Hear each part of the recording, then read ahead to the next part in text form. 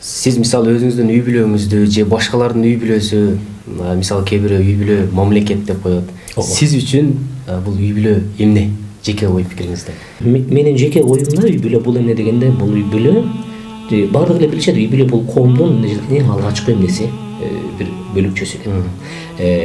Эгерде коомдун эң алгачкы бөлүкчөсү болсо, үй бүлө мен үчүн эртеңки күндө улуттун, мамлекеттин, үммөттүн эң акырына келген учурда жалпы адамзаттын көз карегиндей кымбат болгон алгачкы ташы.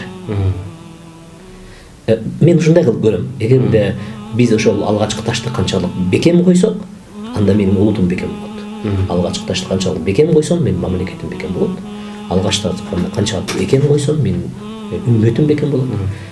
Акырына келген учурда деги эле адамзатты ким сактап калат дегенде, адамзатты адам сактап калат. Туурабы? Ошондуктан мен ойлойм, үй бүлө бул көз карегиндей кымбат болгон алгачкы пайдалуу таш.